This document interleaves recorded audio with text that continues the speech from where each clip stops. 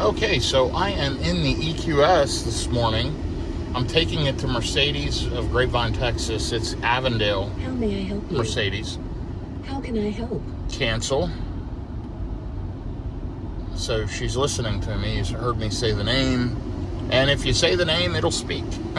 Anyway, so just another real world adventure here in an electric vehicle. So I purchased this 2023 Mercedes EQS 580 4MATIC in Nashville, Tennessee at Mercedes of Music City.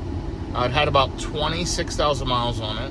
Certified pre-owned car with a unlimited mileage warranty until January 29th of 2029. Now, the caveat to that is I think it's 999,000 miles, but whatever, nobody's doing that. Anyway, the sticker in this car originally is about 145,000. It was 143.5 or 143.7, something like that. So around $145,000. I purchased this car for just under $60,000. Pre-owned. Actually was in very good condition, but did have a few things wrong with it. Certified pre-owned vehicles have a pretty extensive checklist that Mercedes requires the dealerships to go through in order to qualify as a certified pre-owned Mercedes. And that includes all safety checks, tire inspections, wheels. I mean, it's a 200 plus point inspection list, if I can recall correctly. It's multiple pages. And it includes checking all the seat belts, checking the tire inflation kit if the car has one.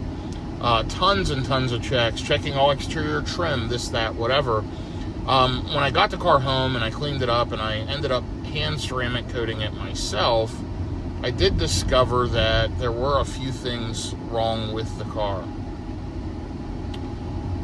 Number one, the back passenger side seat belt did not work. It would not clasp in, and the receiver mechanism was broken or defective.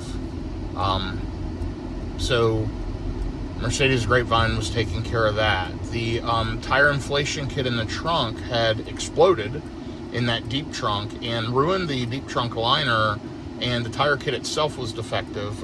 It had leaked foam all over the place. Again, these are items that are on that checklist, and that had to be replaced. The vehicle's out of alignment. Again, that was on the checklist. Tires are feathered and need to be replaced. That's on the checklist. Overall, a couple of pieces of trim on the outside, 3 different pieces of trim on the outside were loose. One was able to be replaced and reattached under warranty. The other 2 are cosmetic that need to be fixed. And again, these are all things Nashville should have caught. I've bought quite a few certified pre-owned vehicles. This is by far the most issues I've ever had. I've had an issue here or there, minor stuff, but this one had quite a bit. The right passenger side wiper blade was bent and wasn't even touching the window. I mean, they're supposed to check the wiper blades, of all things. And usually they just replace them. Usually they just put new tires on. I mean, I was very, very pleased with the deal I got, but they clearly, seems to me at least, tried to save some money and not fully do the CPO process, even though it was labeled as a CPO car.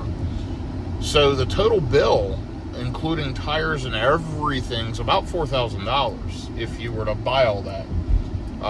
Actually, over $4,000. Mercedes Grapevine, I've owned multiple Mercedes. They were able to cover quite a bit of it under warranty. Long story short, my total bill out of pocket looks like it's going to be around $1,600. Now, I'm taking it in today to have the tires put on, as well as the alignment. And Mercedes of Music City said they're going to help. I actually had my PDR, paintless dent repair guy, go over the car, and he found 6 little dings in the hood, as well as a ton of touch-up spots. He said a ton. He's super OCD. I didn't notice them all, but he did. And he got it all corrected. That was $420.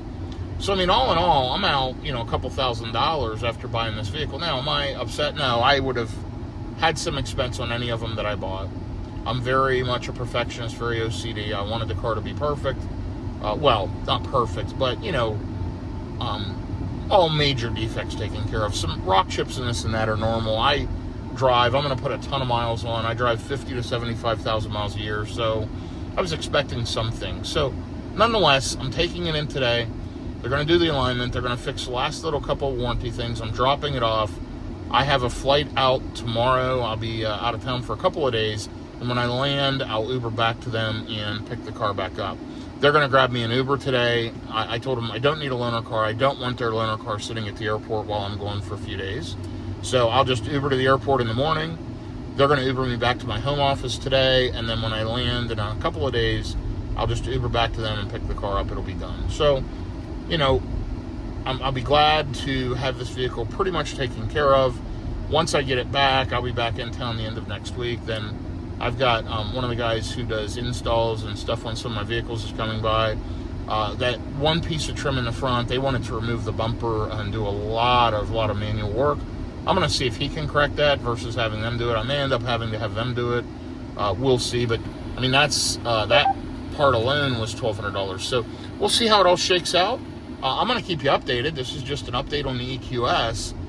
You know, people will say, well, that's what you get when you fly and pick a vehicle up. You shouldn't on a certified pre-owned. And according to the GM of Mercedes of Music City, they're going to make it right. They're going to do some things. He's investigating. He's asked for a copy of the video that the Grapevine dealership made when they inspected the car, as well as a copy of the list, and he's got it. And so they're checking to see what they're going to do. And I imagine they'll do something to attempt to make it right, because it certainly shouldn't be like this. That's well known. And I think Mercedes corporate will be disappointed if the dealership doesn't make it right. So I'm optimistic this situation will get squared away. But the most important thing is I love the EQS. Super, super happy with it. I've got the matte screen protectors on it, which are a game changer.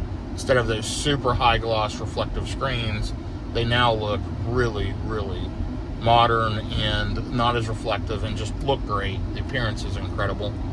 So anyway, I'm headed to Mercedes. I'm going to drop this thing off, and I may update you with my thoughts on the Uber back, or I'll post an updated video when I pick the vehicle up later this week with my final thoughts on how did this turn out.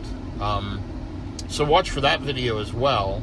I may, again, once I check in with them, go over my checklist, I'll try to post a conclusion to this video, and then watch for the second video to be posted. This is the drop-off video, dropping off the EQS. And by the way, if you enjoy this kind of real-world banter, real-world road trips, EVs, owning, road tripping, 50 to 75,000 miles a year, charging, etc., click like, click subscribe, please, and shoot me a comment if you have one. Positive, negative, otherwise, doesn't matter. I enjoy all content, or I enjoy all feedback. Now, one thing about it is you won't see fancy overlays, you won't see fancy music and all editing and all the crazy stuff. These are just real world videos. It's me, you, and the camera. As I ride along, I like to tell my story. So if you like that kind of stuff, like I said, subscribe. And if you need any links for purchasing any EV type products, check out the description of my video. All kinds of links in there for all kinds of good stuff. Anyhow, I'll be back with you here in just a little bit. I've got to make some phone calls as I head on to Mercedes-Benz of Grapevine, Texas.